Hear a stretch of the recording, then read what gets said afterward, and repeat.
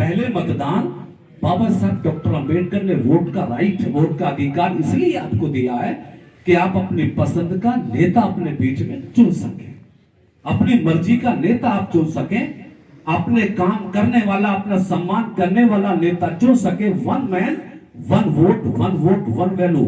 एक आदमी का एक वोट की एक कीमत, और वोट की कीमत आप जानते हो।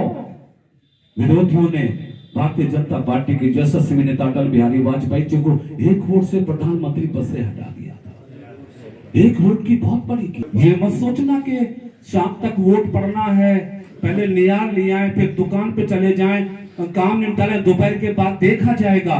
कुछ भी हो, विपक्षी चालाक भी हो सकता है, विपक्षी बेईमान भी हो सकता है। कई बार अपना वोट डालने जाएगा और आप मौके पे होंगे नहीं, आपकी भी डाली आए, बाद में ढूंढते फिरो, साहब हमारा तो वोट था लेकिन अब तो हमें कोई गिर गया। पांचे होत पछताछ का जब चिड़िया चुग गई, कुछ नहीं होता फिर बाद में पछताने के अलावा। इसलिए ध्यान रखो, सुबह उठो, नहाओ धो, स्टेशन पे खड़े हो जाओ, इकट्ठे हो जाओ, सारे मतदाता अपनी भीड़ लगाओ, लाइन लगाओ। सपा वाले, आलएनडी वाले जब मतदाता आवे आपके बूथों पे अपना वोट डालने के लिए, आपका जोश, आपका उत्साह, आपकी उमंग, आपकी तैयारी देख के उनका मन भी बदल जाए और बोलने लगे कि जीतेगा भाई जीतेगा, कमल के फूल वाला ही। हालात पैदा कर तो हो रहे इस बार विधानसभा में ऐसा। और दूसरी सुझाव और दे रहा हूं कि भाई 100% मतदान का मन बनाओ। अगर 325 के 350 करने हैं तो क्या करना पड़ेगा, हमें वोट ज्यादा करने पड़ेंगे। फिर 50-60% वोट डाल के तुम क्यों 350 जीत जाएंगे, ना गड़बड़ हो जाएगी, नुकसान हो जाएगा। 100% मतदान का मन बनाओ। जिसके घर में 10 वोट हैं, 10 के 10 भाजपा के खाते में जाने चाहिए। ऐसा मत करना 5 डालिया है भाजपा को और 5 डाल लेना गए और कहते साहब ने 100% भाजपा को वोट दिया। ये 100% नहीं, 50% हुआ ये, है ना साहब। 10 में से 5 वोट डाल दिए और 5 नहीं डाली, कितना परसेंट हुआ, 50 डालोगे तो गड़बड़ हो जाएगी। जिसके घर में 10 है 10, जिसके घर में 15 है 15, जिसके घर में 5 है 5, सबका वोट एक जाया, एक तरफा। भारतीय जनता पार्टी के बहुत ही यशस्वी यहाँ से विधायक हैं, उम्मीदवार हैं, बहुत चहेते हैं, लोकप्रिय हैं, जनप्रिय हैं, आपके बीच के हैं, आपके नजदीक के हैं। क्या नाम है जी, चौधरी कीरत सिंह जी के चुनाव। कीरत सिंह जी का नाम याद हो ना रहे, कुछ आप किसी को नाम भी ना कैंडिडेट का याद। ये पहला चुनाव है सब हिंदुस्तान में, सच बताना, भाजपा के किसी कैंडिडेट का भी नाम किसी को याद ना हो, फिर भी भाजपा वाले जीत जाएगा। जय श्री राम। है ना साहब। कमल का फूल सबको याद है, कमल के फूल वाले अब इतने मजबूत हो गए हैं, कैंडिडेट की शक्ल दिख ना दिखे, लेकिन मशीन पे कमल का फूल सबको देख कर अपना वोट ठा करके डाल देंगे। तारीख 14 है, याद है, समय सुबह का 6 बजे तय कर लो, नाव दो, लगाओ लाइन। और रिश्तेदारी में गए होंगे, कुछ लोग बाहर गए होंगे, काम पे गए होंगे, सबको फोन करके बुला लो, भाई आ जाओ दिन के लिए, है ना साहब। भाजपा जब पहली बार चुनाव में आई थी, भाजपा ने वायदा किया था कि हम उत्तर प्रदेश को दंगा मुक्त प्रदेश बनाएंगे, दंगा मुक्त। और हमारी सरकार से पहले अखिलेश जी उत्तर प्रदेश के मुख्यमंत्री थे। मैं तो संसद में चिल्लाया था, मनमोहन ने मैंने बात करी। 2013 में जब मुजफ्फरनगर शामली में दंगे हो रहे थे, पूरे प्रदेश कर्फ्यू के चपेट में था, मैं संसद में बोला कि प्रधानमंत्री जी उत्तर प्रदेश की जनता तबाह हो गई है, इंसान के खून का प्यासा हो गया है। अखिलेश जी कानून व्यवस्था को कंट्रोल नहीं कर पा रहे, राष्ट्रपति शासन लगाओ, अखिलेश को हटाओ। कांग्रेस की सरकार ने उस समय कुछ नहीं किया, लेकिन जब योगी जी को आपने मुख्यमंत्री बनाया, मैं गारंटी के साथ, गौरव के साथ कह सकता हूं कि 5 साल में उत्तर प्रदेश में एक भी दंगा किसी जिले में नहीं हुआ।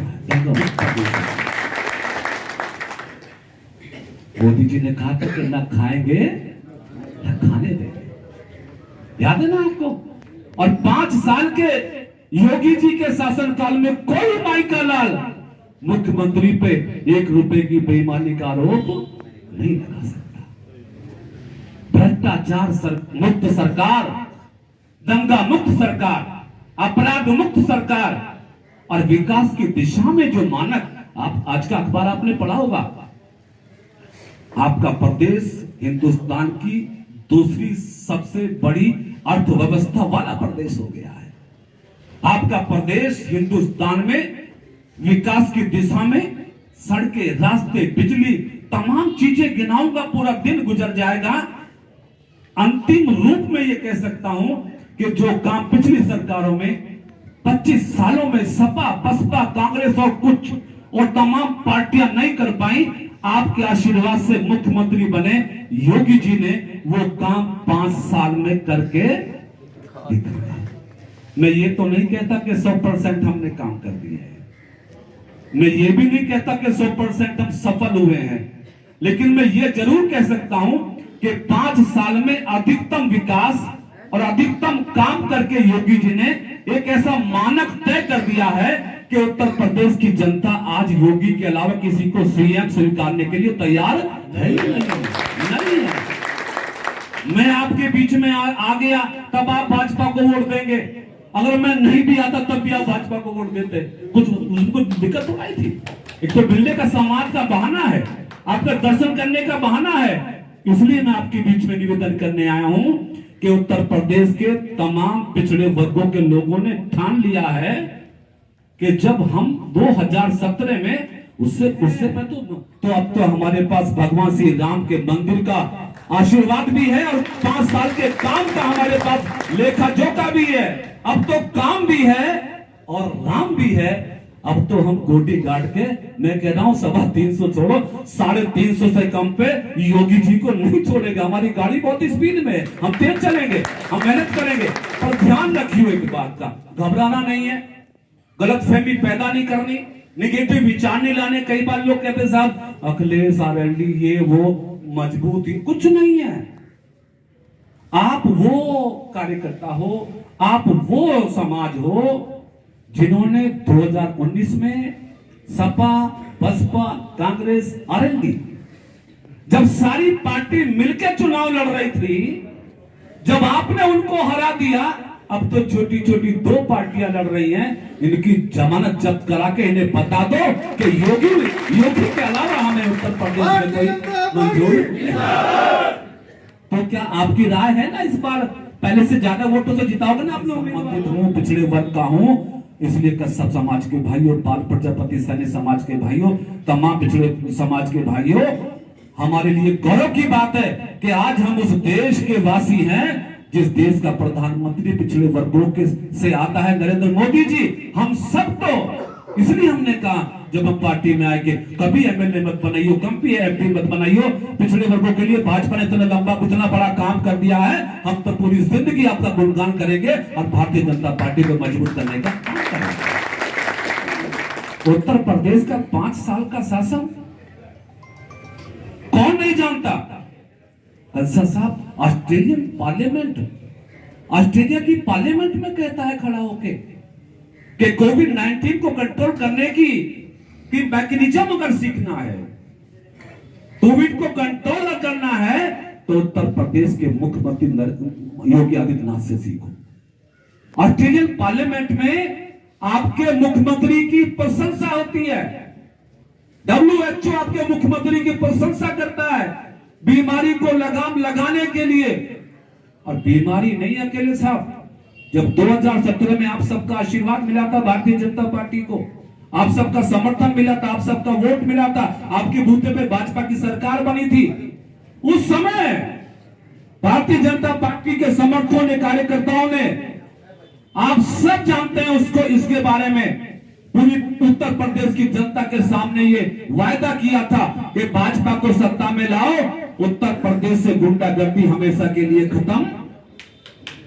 मुख्तार अंसारी जैसे दुर्दांत अपराधी जो सरेआम उत्तर प्रदेश में गुंडागर्दी करते थे, माफियागिरी करते थे, ऐसे अपराधियों को आपके मुख्यमंत्री ने या तो जेल की सलाखों में डाल दिया है, और बहुत सालों की तो गाड़ी पलट गई, एनकाउंटर हो गई, क्या क्या हो गया। अब उत्तर प्रदेश में गुंडे अपराधी सड़कों पे नहीं, अब जेल की सलाखों में मिलते हैं। वरना तो देखा आपने अखिलेश जी का जमाना, रात को किसान अगर अपनी ट्यूबवेल पे अपना मोटर छोड़ आया, स्टार्टर छोड़ आया, पंपिंग सेट छोड़ आया, तो सुबह तक मिलता नहीं था। सरेआम गांव गली में से भैंस घुल जाया करती थी। अखिलेश जी के शासन में बच्ची स्कूल चली जाए, बड़ा खेत खलियान चला जाए, शाम तक वापस लौटेगा नहीं लौटेगा कोई गारंटी नहीं होती। एक सरकार थी, गुंडों का राज था। एक आपकी सरकार है, कानून का राज योगी जी ने इस प्रदेश में कायम करके अपनी जिम्मेदारी का निर्वाह ईमानदारी से, संवैधानिक दर्जा। और कई लोग हमारे मुझसे भी कहते हैं कि सर जी टिकट कब मिल रहे हैं, थोड़ा बात करो पार्टी के लोगों से। मैंने कहा हाँ करेंगे, सम्मान कब मिल रहा है बात करो, मैंने कहा करेंगे। लेकिन आज सुनो, आप जानते हैं, बताने आया हूं केवल कि मोदी जी की पहली सरकार है साहब, हिंदुस्तान में जब से डेमोक्रेसी लागू हुई है, जब से लोकतंत्र लागू हुआ है, कांग्रेस सत्ता में आई, जनता दल सत्ता में आई, सीपीएम कुछ भी सत्ता में आए, कभी किसी ने पिछड़े वर्गों के नेताओं को कभी कैबिनेट में स्थान देने की कोशिश नहीं की। मोदी जी पहले प्रधानमंत्री हैं जिन्होंने अपनी सरकार में पिछड़े वर्गों के 27 सांसदों को मंत्री बनाने का काम किया। संवैधानिक अधिकार मोदी जी देते हैं, केंद्र की सत्ता में हिस्सेदारी मोदी जी देते हैं, और क्रिमिनल आय सीमा बढ़ा के 8 लाख करते हैं। केंद्रीय विद्यालय जैसी शैक्षिक संस्थाओं में भी 27% रिजर्वेशन मोदी जी लागू करते हैं। नीट जैसी बड़ी एजुकेशन संस्था है साहब, इसके द्वारा एमबीबीएस एमडी बनते हैं बच्चे। पिछड़े वर्गों के बच्चे कहां सोच पाते थे कि हम डॉक्टर बनेंगे, एमडी बनेंगे, एमबीबीएस बनेंगे। आपको इस बात की खुशी है, केवल राम की बात अकेले नहीं करने आए, कुछ काम की बात भी आपके बीच में करनी है। आपको जनता के बीच में जाना है, लोगों के बीच में वोट मांगने जाना है। लोग पूछेंगे क्यों दे वोट भाजपा को, बताओ कि ये मोदी की पहली सरकार है जिसने नीट की परीक्षा में 27% रिजर्वेशन देकर आपके बच्चों के डॉक्टर बनने के रास्ते खोल दिए। प्रधानमंत्री और हम तो मोदी जी के नाम से भाजपा में आए, हम भाजपा में कहां थे, इसलिए आए कि भारतीय जनता पार्टी में ऐसा हो सकता है। भारतीय जनता पार्टी में ही यह संभव है कि पिछड़े वर्गों में जन्मे जिस माई के लाल ने चाय बेच के अपने जीवन चर्या को आगे बढ़ाया हो,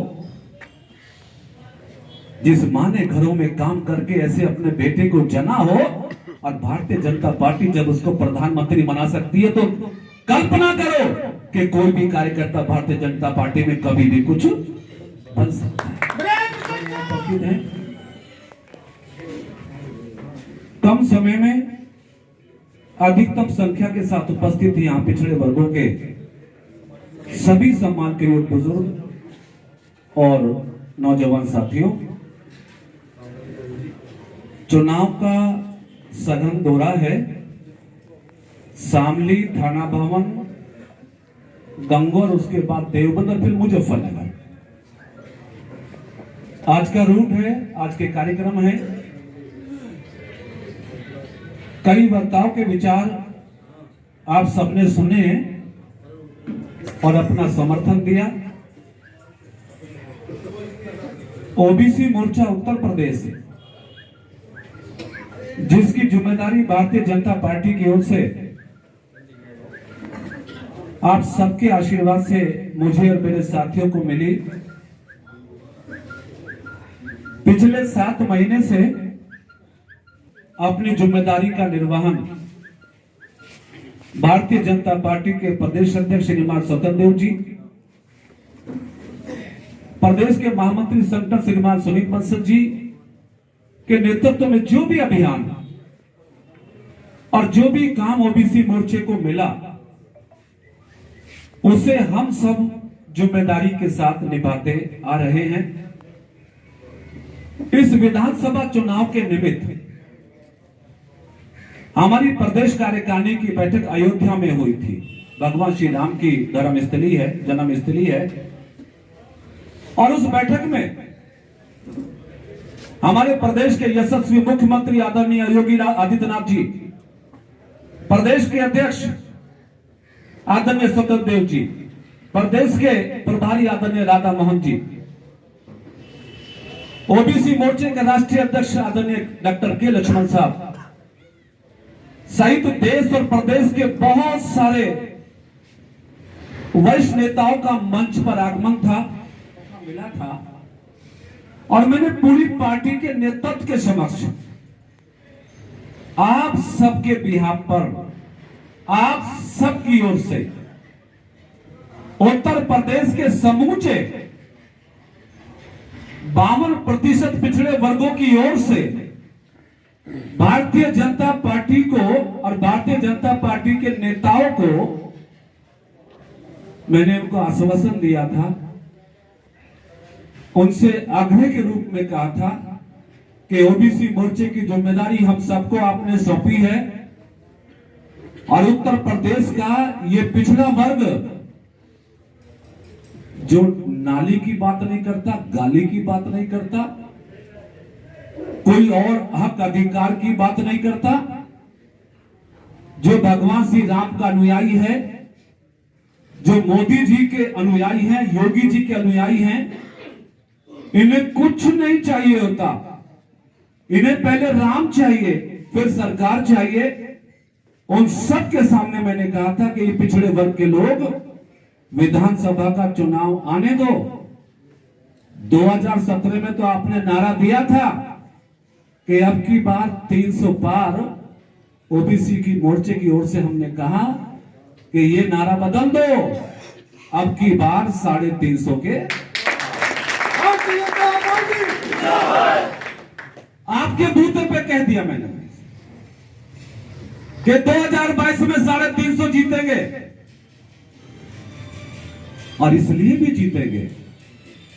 दरअसल जी, देश के पहले प्रधानमंत्री नरेंद्र मोदी जी, जिन्होंने हिंदुस्तान के पिछड़े वर्गों के लोगों के हक, अधिकार, संवैधानिक अधिकार की सुरक्षा के लिए पहली बार, कांग्रेस 50 साल सत्ता में रही, रोटी कपड़ा मकान का नारा देती रही, पिछड़ों के नाम पर वोट लेती रही और एक ही खानदान से सरकार चलाती रही।